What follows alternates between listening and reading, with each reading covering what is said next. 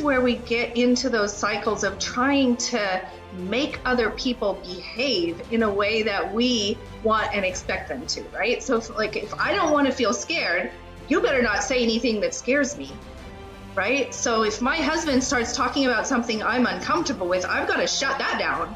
That can't be, right? But then the reality is I can't control him. It's only been a couple of generations that we were even allowed to own anything, even put our name on a bank account. So how were we meant to know anything about money? I felt like I didn't have the tools to understand and use money well when I became an adult. And I think a lot of women feel that way. But because it's a bit of a hidden topic, a little bit of a taboo topic, but at the same time, you're meant to be a grown-up and just know how to do it. For any of your listeners who wake up in the middle of the night with a racing heart or feeling really mad or things like that, it's because all your defenses are too high during the day. You're too primed to sort of keep everything under control.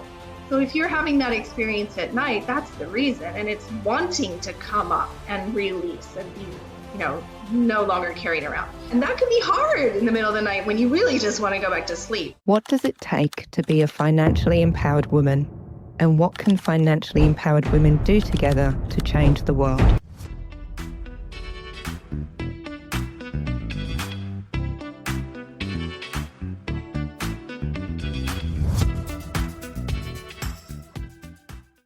A shocking statistic is that around 400,000 women in Australia are at risk of homelessness.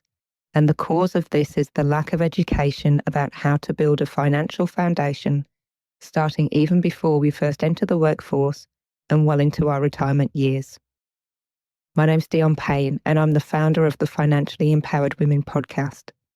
I'm passionate about ending homelessness, and as part of that passion, I chose to look at the systemic barriers that are causing homelessness for women in the first place. The Financially Empowered Women podcast is designed to bring you the best experts from around the world to increase your financial know-how and give you practical and women-specific tips to overcome the challenges you might be facing, such as how to negotiate a better salary, demystifying super, or how to navigate a separation and ensure the assets are distributed fairly. My role is to provide you with the best information out there to change your trajectory and become a financially empowered woman, because you deserve it, and the world needs you more than ever to own your worth and help others to do the same. Hello, and welcome to the Financially Empowered Women podcast. My name's Dion Payne. I'm your host for today, and in the studio with me is Holly Smith. Let me tell you a little bit about Holly. Holly is an executive coach and consultant who specializes in helping clients understand the links between physical energy, mental acuity, and emotions. Working with Holly, people develop practical strategies they can use to drop the emotional baggage they carry every day, giving them greater access to life, to a better life on all levels. Welcome, Holly. Thank you. It's such a pleasure to be here. Oh, it's such a pleasure to have you here. Now, Holly, your bio is awesome. It says a lot about what you do. I'm really curious as to how you got started in that in the first place. Oh, well, that's a bit of a long story, but I'm going to try to shortcut it for the sake of the podcast. In terms of coaching, I really came into that almost by accident. I wound up many, many years ago teaching adults to use computers, believe it or not. There used to be actual full-grown adults who did not know how to use computers yet. And I wound up, through coincidence, teaching that. And I loved it. I really loved teaching and communicating with people. And so my career as a coach and then an executive coach and then working with teams and doing leadership development and strategy development and all the things I've done flowed on from that love of teaching and helping people. My focus around energy, emotions, and helping people have more adaptive strategies around those really came from my personal history, where I have a history of complex multiple traumas. And I had to learn those skills for myself and really noticed what a difference that made in my life on many levels. And so started experimenting at first covertly with doing that with my clients, and then more openly and overtly. And I think those were the things that, to me, people got the most out of, that their lives really, they were the things that made people ring me at random moments in the middle of a day when they had no appointment with me to say, oh my God, you wouldn't believe what's happening in my life. This thing really changed and I just can't believe it myself. So that was really a sign to me that I was in the right place and I was doing the right thing, that something that people really needed. Thank you for sharing that. And so, in your opinion, what's the biggest challenge that's really facing society at the moment? Okay, well, this is a sweeping question. Like, that's a big question, right? But I think for me, in my opinion, it's that we don't have, not only do we not have the capacity to sit with all of our different emotions and be with them and understand them and allow them to resolve, we don't even know that we should. Our whole culture is telling us that um, we should, that comfort equals safety. This is really something that has been ingrained in the way that we think, in the way that we communicate, in the way that we approach life. And of course, not all of our emotions are comfortable, not at all. And so we tend to consider those uncomfortable emotions to be both unnecessary and unsafe. And so we then adopt behaviors that help us avoid having those emotions, avoid the experience of them. And then the result of that is that they get stored. They get stored in our nervous systems. They get stored in our minds and in our habits and in our daily lives. And that compounds over time. What you're basically telling your nervous system and your unconscious mind is, don't have this experience. This is not safe. This is not okay. So if for you that's sadness, for instance, anytime you feel sadness, you're going to create behaviors that avoid that. And that tends to weaken your capacity to have your full range of experience over time. And that also stores that energy of sadness inside your body. And so it builds up over time and creates this burden that we carry around physically, emotionally, mentally, and in the ways that we behave and in the habits that we have, in the relationships that we have. Pretty much every area of our life is affected by this, and almost no one has any idea it's happening. So I consider that a big problem in the world. That is huge. And to sort of put a bit of a picture around that, I can see that maybe somebody that chooses to comfort eat over really feeling the discomfort, whatever that discomfort is, whatever emotion that is, then they choose to, like eating comfort food. And it's even called that in society. It's comfort food. That's what you do when you're feeling uncomfortable. Eat comfort food. But then by not dealing with that emotion, not being able to sit with that emotion just leads you to overeating, which then leads to the physical challenges of that, gaining weight and then not feeling so good about yourself because you've gained weight. And I can see how it's a really vicious cycle, and it all stems from not wanting to feel the emotions that we do actually feel. Yeah, that's a great example of exactly what I'm talking about. And this happens in all kinds of different ways. It can be really clearly identifiable behaviors like overeating or emotional eating, comfort eating, any kind of addictive behavior. This inability to be with emotions is absolutely a part of that. Any behaviors that we do around escape.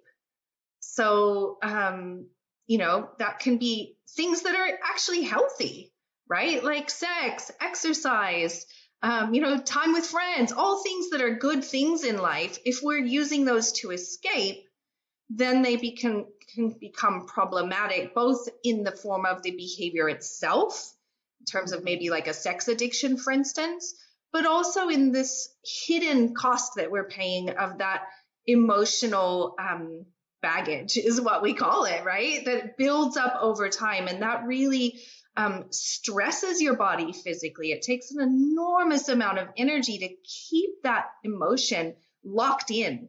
And it creates hypervigilance that we're not aware of. Like, we're always scanning the environment around us. Like, I don't want to be sad, or I don't want to be scared, so I got to look out, right? Like, reality is not predictable in any way. So there are going to be constant things in the environment that might bring up those emotions. Well, we now have to avoid anything that makes us scared, right? And so you can see how this becomes a real burden on your mind and on your body and on your emotions over time. It's exhausting. 100%. And yeah, the amount of energy that's expended to try and keep everything under wraps is huge. It's enormous. And then translate that into our friends and our significant others, our children, the people around us.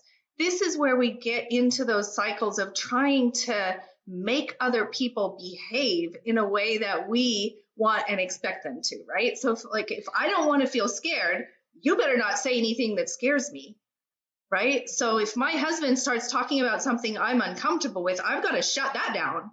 That can't be, right? But then the reality is, I can't control him. He doesn't want me to control him.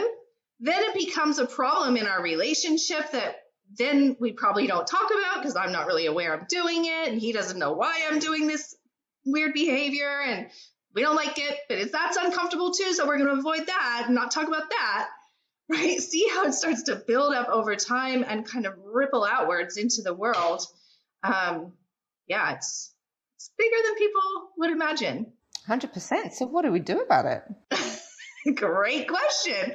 And the fascinating thing, Dion, is that our nervous systems are actually, we're born with a very simple mechanism to do the opposite. We're not designed to squash and hold all these things in at all. And so what we're really meant to do, so emotion is a form of energy. Nothing more, nothing less. I really encourage my clients to think of emotions however they feel. Sorry, I should have put that on silent. I encourage my clients to think of their emotions, however they might subjectively experience them, as energy, waves of energy in the body. Let's try not to have judgments or preferences, like I like this one and I don't like that one, right? Let's think of them as just waves of energy. And so what you can start to do is to just experience it. When you are able to consciously just sit with that wave of energy without trying to alter it, without trying to mess with it or avoid it or judge it or any of the other many, many myriad of things that we really do try to do with that energy, if you can just be with it and feel it and experience it, it will release. It will come through your physical body, come through your emotional body, and be gone. And then you don't have to carry it anymore. Now, I said that's simple. It's not very easy.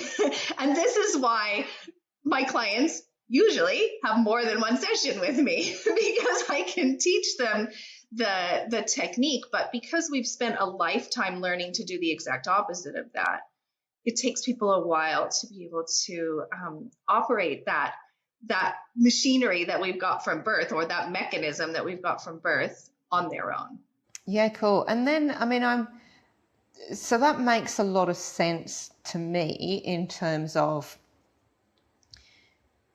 if you're not, well, let's bring it back to myself. I'll give an example. So, for me, it might be the brilliant example. I'm feeling a bit edgy, so something's rankled me. I don't quite know what's rankled me. My kids start playing, and, I've said, just keep quiet because I'm feeling quite irritated. But they're still playing, and then one of them, sort of has this big kind of reaction to the other one because she's looking at him funny. And what do you think that comes from? Some stored emotions, could be, right? And then I just go, rah, because I'm, not dealing with the emotion that's under here. And then, it spills out on the kids. And that's it. Yeah, you're starting to see how that works. And so, I'll give you another example, a much more extreme example of this, what I'm describing in a family system. One of my clients, her family has a history of trauma and abuse separately. And so that family system has really been affected and warped, and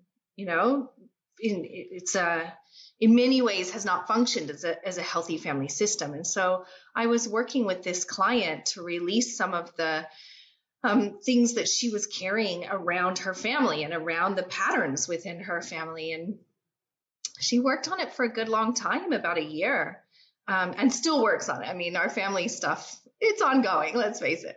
But after about a year, this was one of the people who called me out of the blue and said, "Oh my God, I can't believe it." And she said, she had told me many times that anytime she would go to see her family, she would feel really anxious on the drive there. She'd spend about 45 minutes in the car with her anxiety just ramping up and up and up and up.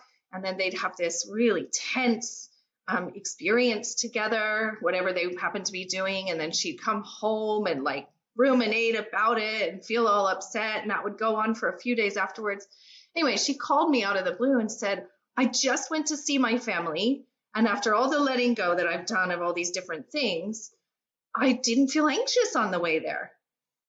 I just felt curious." And then I went and I had this, meeting with my family, and people acted just the way they've always acted, but I didn't get upset about it. It was fine. I came home, I put on my music. I didn't have all the thoughts. It was totally different.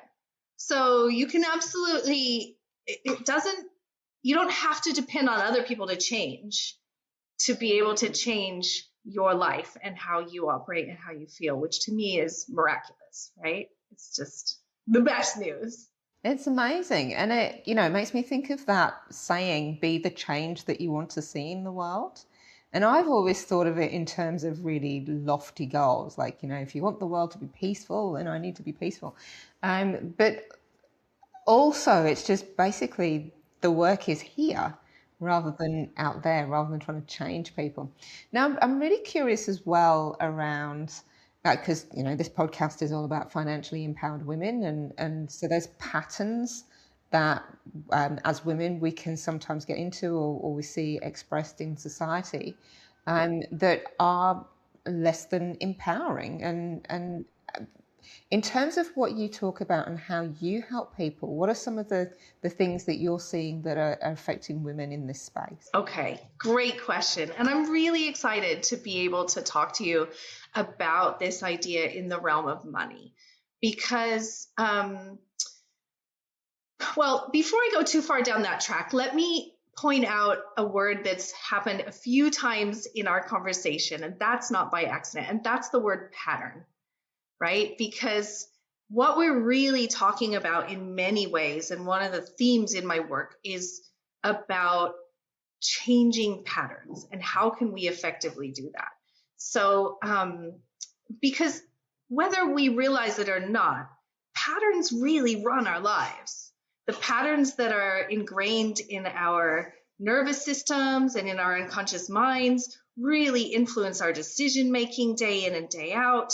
The patterns of people behaving, other people, how they behave with us. There's all these patterns that you can see. And what we're really talking about is an effective, gentle way to change those patterns over time. And so let's talk about that in the realm of money. And first I want to talk about that in generational terms, because many of us, I would say most, if not almost all of us, did not receive top-notch, excellent teaching and sort of pattern building from our families about money, right? Like money has been a taboo subject in the world,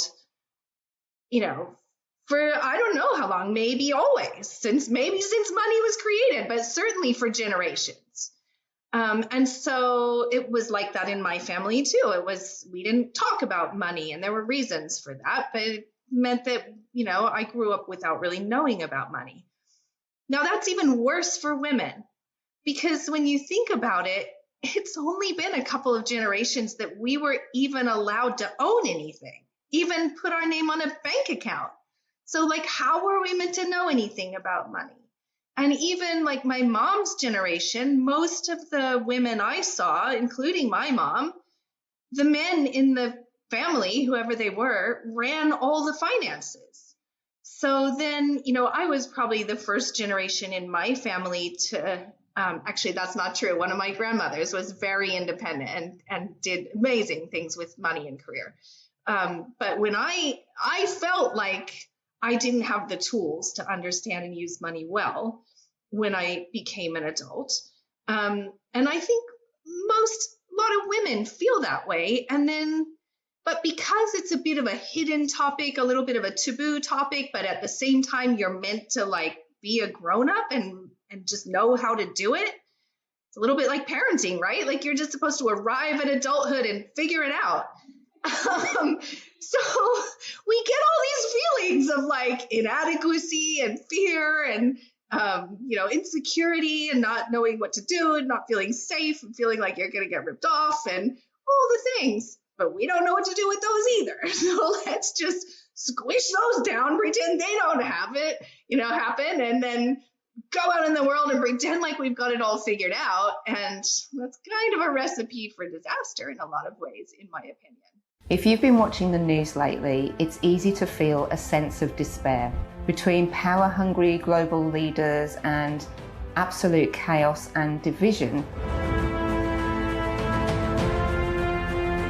it can feel like things are spiraling out of control. It's easy to feel overwhelmed and just to have a sense of powerlessness. But there is a way to push back. We can stop looking at what they are doing and start looking at what we can do. At Women for Homes, we firmly believe that where we put our money is making a choice for the kind of world that we want to live in. Our mission is powerful: to mobilise 1 million women to invest $5,000 to end homelessness by 2030, whilst being financially empowered along the way. It's practical, it's tangible, it's something that we can do now, and it's something that we can do to take our power back. Join us at www.womenforhomes.com. That's women4homes.com. Absolutely. And, it makes me think of the event that we were both at last week. It was the Badass Women in Business. Badass Women in Business. Yeah, that's it. You got it. Which was incredible, and it was, for International Women's Day, and so it was a really beautiful celebration, actually, of women. I thought it was fantastic. Yeah. I hosted a table, and we were talking about why is it that so many women who are geniuses in their businesses that feel really on the back foot in terms of their finances. And, one of the things, I don't think it was ever said explicitly, but what I picked up from that was just the shame. Just that, shame of, well, I don't have things sorted out. I'm feeling behind. And I go back to what you were talking about before when you said, we try and stuff all of these emotions and feelings down, but actually they just spill out all over the place anyway. Yeah, they sure do. There's no keeping them in there. And No. actually, so a couple of things about that. First of all, we know from Brené Brown's brilliant research that shame is one of the absolutely most corrosive and damaging emotions if we don't know how to release it, right? Sort of keeping that within us and experiencing around that shame is really harmful for people. And I think the other thing about that is like just yeah, like, because that shame is so shameful, for want of a better word, then I think people become really afraid to ask for advice or to make mistakes or to admit that they don't have it all together. And I think that's particularly true for women. I think it's particularly true at certain points in women's lives. You know, when we're young, money is not such a big deal, and we're maybe a little bit more free and light with it, for better or worse, right? But then when maybe I was a bit too free and light with it, actually. Me too, possibly. But then, you know, we get into places where we're responsible for children. That's really scary because we can't, you know, we feel like we can't fail because their well-being resides with us. And then, you know, we were talking on our table with a woman who had about 12 months ago experienced a sudden divorce. Her husband left her, and they had a business together, and that sort of through a chain of events sort of disappeared. And so, and in addition, her industry, her career is being taken over by AI. So she's in this place where, like, not only does she have the emotional sort of aftermath of divorce, but she's got to figure out how to make a living. And not only that, she's got to change careers all at the same time, all while raising her children. It's a lot, right? And it's not uncommon. Like, that's just one story, but women, when they get into their 40s and 50s, it's really common to experience divorce or widowhood or changes in relational dynamics or family dynamics. You know, empty nesters, that's a whole other thing. They've got to plan for retirement. So all of those transitions also, you know, compound on the situation at hand. Yeah, absolutely. And you know, sometimes I'll hear something, you know, a friend will say something, and this is not just, you know, this friend, I hear this a lot, like, oh, you know, I'm going through this, nobody else would go through this, I'm the silly one, and you know this. But then I hear from other women who have said, oh yeah, you know, that happened to us. Obviously they're sort of well past that now, but it's that, what I'm trying to say is that sometimes we don't know that there's other people that are going through this stuff as well. We think that we're the only ones that are dealing with this. And again, coming back to that shame, it's like I couldn't possibly tell anybody because, you know, they would think badly of me. I think badly of me. And yeah, it's very insidious. It's a great word for it. And I think one of the things that's been most eye-opening to me about working with people to release that trapped emotional energy is how many new things in their environment they can see, or how differently they see things in their relationships and their environments than they were able to before. Because one of the things about keeping that emotion trapped inside us is we build stories around those protective walls, right? And particularly with shame, right? The stories of, like, I'm alone, I can't tell anyone, I've got to just, you know, chin up, tough it out, whatever. We build all these different stories. Yeah. And what I find is that when people are able to calmly and lovingly and gently sit with themselves, have these experience that they then go and are resolved and they feel calmer, then it also opens their eyes to, oh, I might be able to confide in this person, or I can now make this choice differently. I can do something different that didn't even seem possible to me before. It's really beautiful for me to see people go through those transformations. Yeah, that is beautiful. And I loved what you had to say there about sitting with whatever's going on lovingly. One of the most beautiful practices that I've been exposed to recently is the Ho'oponopono prayer, let's call it that, which is all, you know, there's 4 phrases. I'm sorry, please forgive me, thank you, I love you. And it's this is stepping into woo-woo territory. I'm there with you, girl.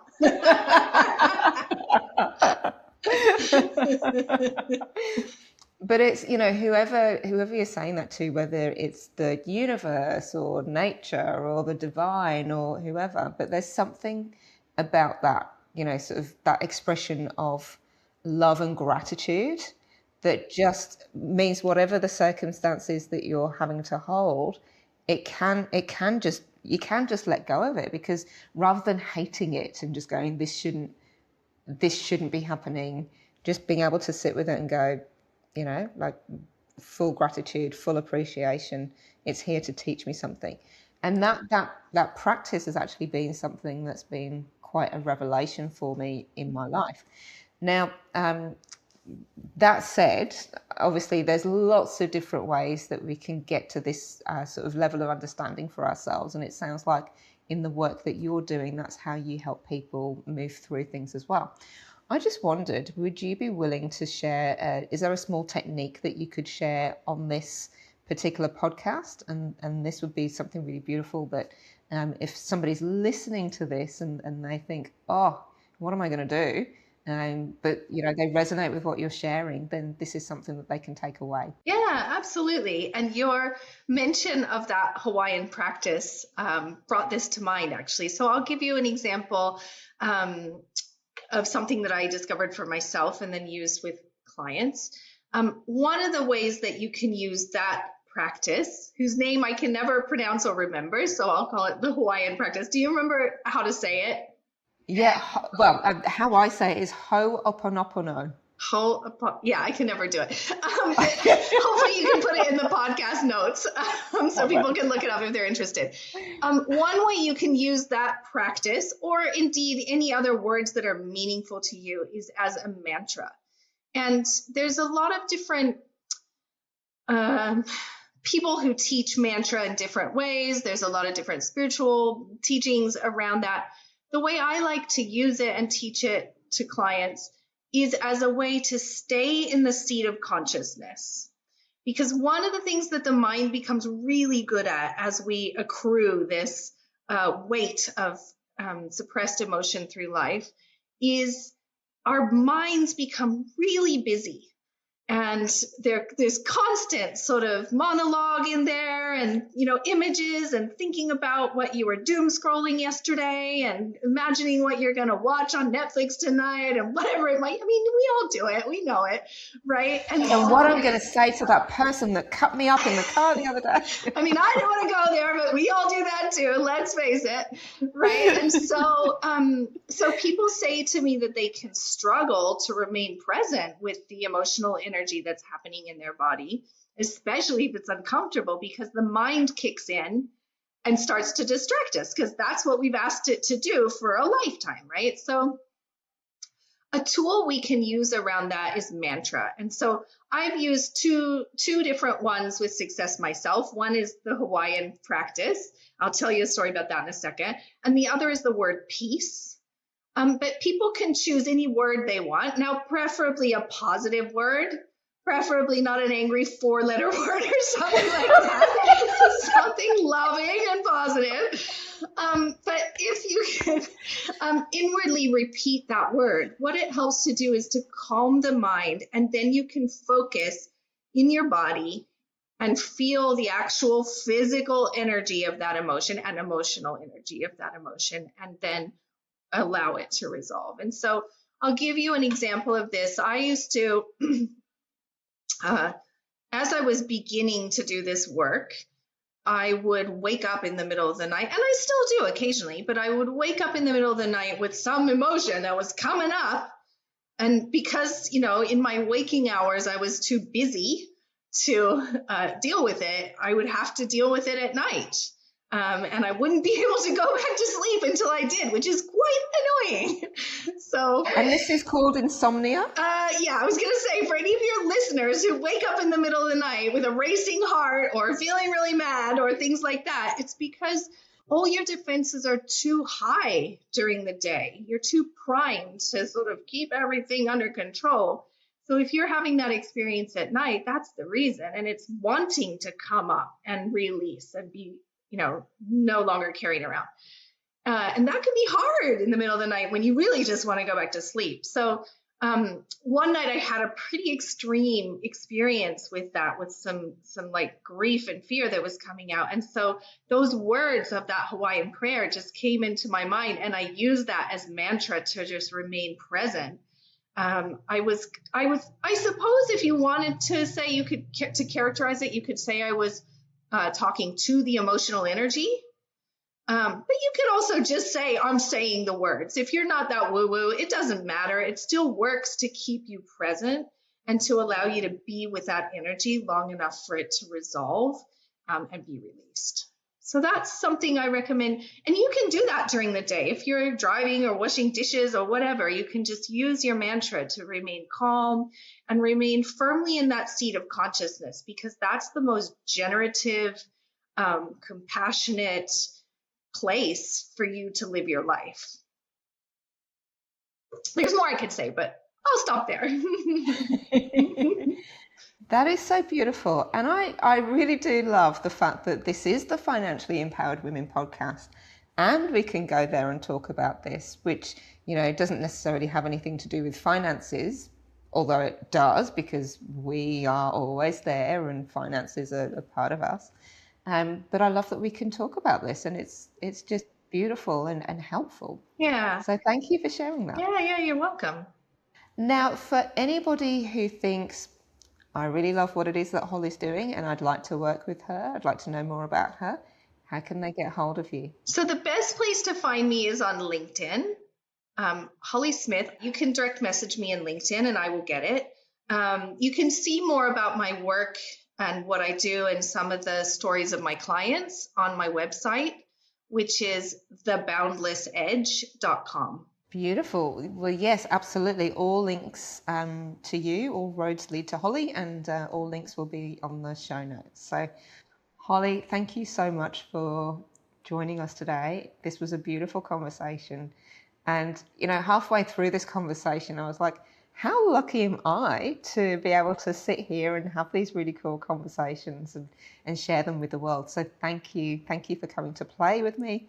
Thank you for sharing your wisdom, and see you soon. Yeah, thank you so much. It's been an honor and a privilege, and I will, absolutely see you soon. Thanks, Dion.